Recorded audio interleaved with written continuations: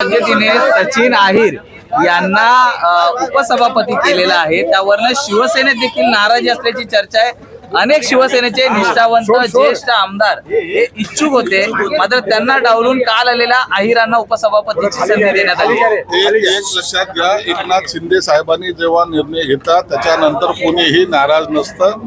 तुम्ही जर मला नाराजांचं जर नावं सांगितले तर मी त्यांच्याशी बोलतो, आणि तुम्हाला जे काही वाटत असेल नाराज आहे तर त्यांची तुम्ही बाईट घ्या। त्यांनी जर असं सांगितलं तर आपण विचार करू। परंतु अशा पद्धतीचं पक्षांतर्गत कोणतीही नाराजी नाही।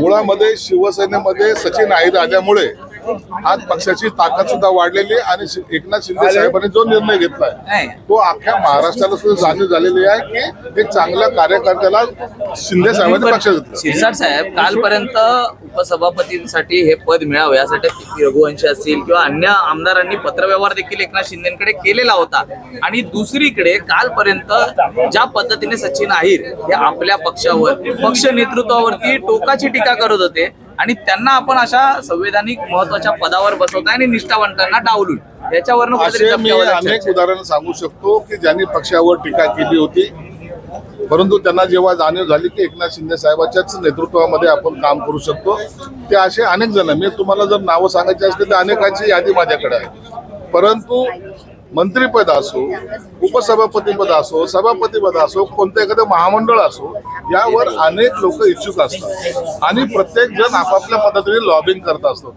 याचा अर्थ असा होत नाही, परंतु एकदा पक्ष नेतृत्वाने निर्णय घेतला की त्याच्यावर पुन्हा भाष्य करायचं नाही, ही पक्षाची पद्धत। ठाकरेंचे विधान परिषदेचे आमदार अजूनही धनुष्यबाणाच्या चिन्हावरची नोंद त्यांच्याकडे निवडणूक आयोगामध्ये आहे, त्यामुळे जे उर्वरित 5 आमदार आहेत त्यांचे ते देखील जर तुमच्याकडे आले तर त्यांच्यावरती कुठलीही कायदेशीर कारवाई होणार नाही, तर इतर आमदार येतील तुमच्याकडे आणि हा पेच त्यांना अंगलट येऊ शकतो। आता नंतरचा नंबर कोणाचा? आता एक लक्षात घ्या, नीलमताई आल्या आमच्याकडे, मनीषा कायंदे आल्या होत्या, आता सचिन अहिर आलेले।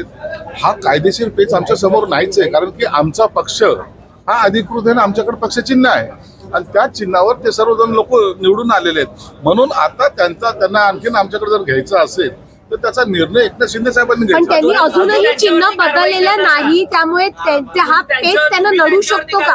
नाही, आम्ही कारवाई करायची असलं तर आम्हाला तो अधिकार आहे, परंतु आम्ही त्या कारवाईच्या भानगडीत करत नाही। आज ना उद्या आमच्याकडे येतील, कशासाठी कारवाई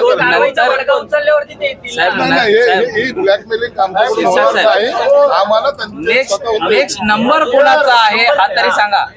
नेक्स्ट नंबर कुणाचा आहे याचा सुनील शिंदे, याचा जादूगर हे एकनाथ शिंदे आहेत। त्या जादूगराला तुम्ही जर विचारलं तर ते तुम्हाला केंद्रीय मंत्रिमंडळाचा विस्तार उद्या होणार आहे, आणि या विस्तारामध्ये शिवसेनेला पण मंत्रिपद मिळणार असल्याचं कळतं आहे। पक्ष ज्या पद्धतीने महाराष्ट्रात वाढलेला आहे, खासदारांची संख्या वाढलेली आहे, 2 मंत्रिपद आपल्याला मिळणार आहेत। शिंदे साहेब निश्चित पक्षाची अपेक्षा ही असावीच आणि असलीच पाहिजे। केंद्रामध्ये आम्ही जे काही आता मेजॉरिटी मध्ये आलेलो आहोत, त्यामुळे आम्हाला मंत्रिपद मिळेल हे अपेक्षा ठेवणं काही गैर नाहीये, परंतु याचा निर्णय एकनाथ शिंदे साहेब वरिष्ठांशी बोलून घेतील।